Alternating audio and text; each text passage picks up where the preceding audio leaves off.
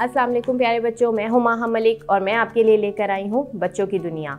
और जैसे कि हम अपने पिछली सीरीज़ में तमाम अंबिया का तज़किरा शुरू किया है हमने, तो आज मैं जिस नबी के बारे में बताने के लिए आई हूँ वो है हज़रत हूद अलैहिस्सलाम। हज़रत हूद अलैहिस्सलाम जो है हज़रत नूह अलैहिस्सलाम की औलाद में से हैं और इनका ज़माना हज़रत नूह अलैहिस्सलाम के 400 साल के बाद शुरू होता है। इनका इलाका यमन था। इनकी कौम आद कहलाती थी। इनकी कौम के लोग जो बहुत बुलंद कदो कामत के लोग थे, उनकी हाइट बहुत ज़्यादा थी और वो बहुत ऐश परस्त थे। बड़े बड़े ऊंचे ऊंचे महलात में रहते थे वो, और वो भी गुमराह थे। वो भी बुतों की पूजा किया करते थे, यानी बहक चुके थे मुकम्मल तौर पर। तो फिर अल्लाह ताला ने हज़रत हूद अलैहिस्सलाम को उनकी कौम के लिए एक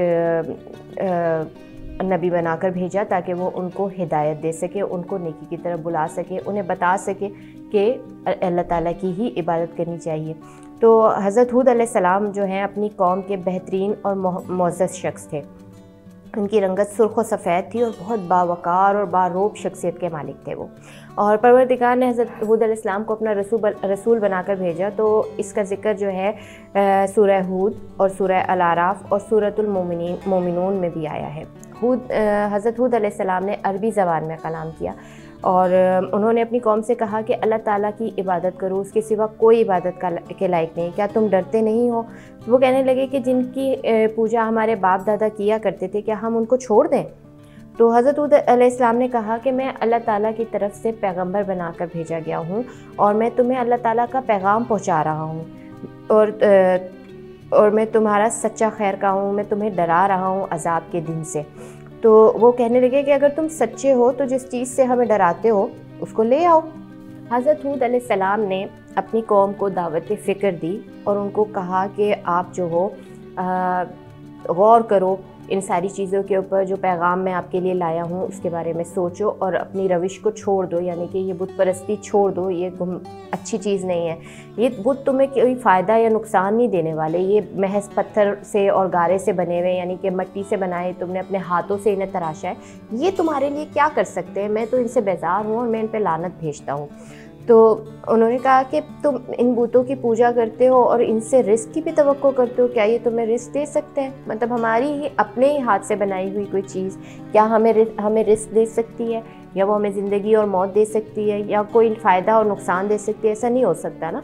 तो हज़रत हूद अलैहिस्सलाम ने भी अपनी कौम को इसके बारे में बताया कि तुम जो कुछ मैं तुम्हें बता रहा हूँ, मैं इसका सिला तुमसे नहीं मांगता। मेरा सिला तो मेरा रब ने मुझे देना है, यानी कि जो कुछ मैं नसीहत तुम्हारे लिए लेकर आया हूँ वो अल्लाह की तरफ से है और मैं उसको बयान कर रहा हूँ। और इसका सिला तुम लोगों ने मुझे नहीं देना कि मैं तुम्हें नेकी की बात बता रहा हूँ या मैं तुम्हें सीधे रास्ते पर आ रहा हूँ तो तुम इसका कोई मुझे फ़ायदा दोगे या मुझे इससे कोई अच्छा फ़ायदा मिल जाएगा, ऐसा कुछ नहीं होने वाला। इसका सिला मुझे मेरे रब ने देना है।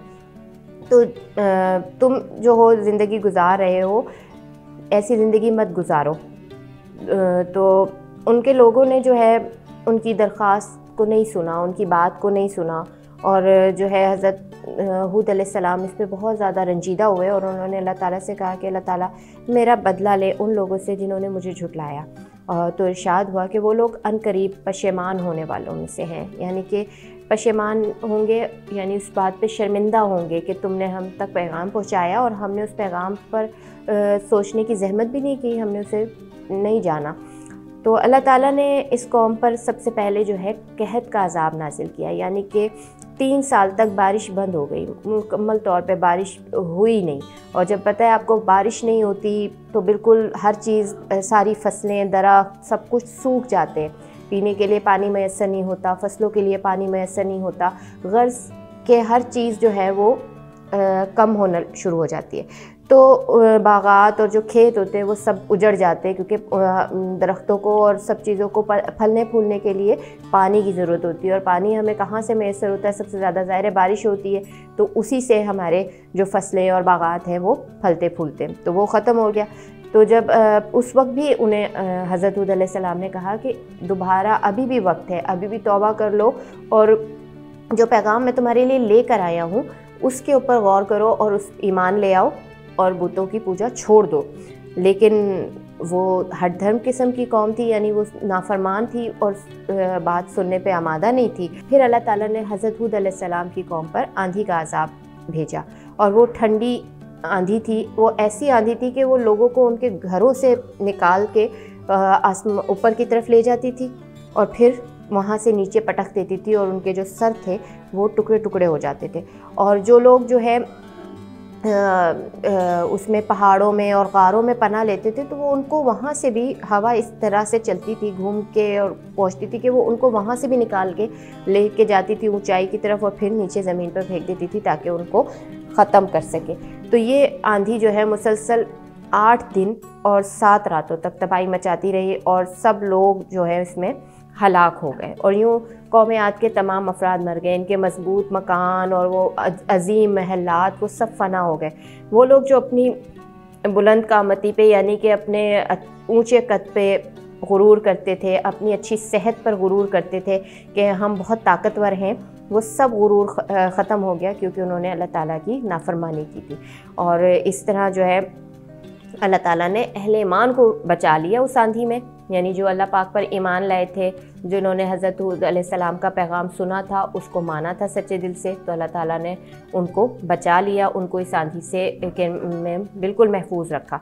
और इस तरह सूरह हूद में आता है कि जब हमारा हुक्म अज़ाब के लिए पहुँचा तो हमने हूद और जो इनके हमरा अहले ईमान थे उनको अपनी रहमत से बचा लिया। तो आज जो मैंने आपको हज़रत हूद अलैहिस्सलाम का किस्सा सुनाया, तो वो भी अपने पिछली तमाम बातों की तरह उसी सिंक में जा रहा है कि जो लोग अल्लाह ताला की नाफरमानी नहीं करते, उसके ऊपर ईमान ले आते हैं, तो अल्लाह पाक उन पर अपना फ़ज़ल करता है, और जो नाफरमानी करते हैं तो यकीनन हमारा रब उनसे नाराज़ हो जाता है और नाफरमानी की सज़ा फिर मिलती है, दुनिया में भी मिलती है, क़यामत के दिन के लिए भी उसने बहुत सारी चीज़ें हमें बताई हैं, उसमें हमें उस अज़ाब से डर लगता है और डरना चाहिए। तो आइए कोशिश करेंगे कि नेकी की राह पे चलें और अच्छे काम करें। आज के लिए इतना ही, अल्लाह हाफ़िज़।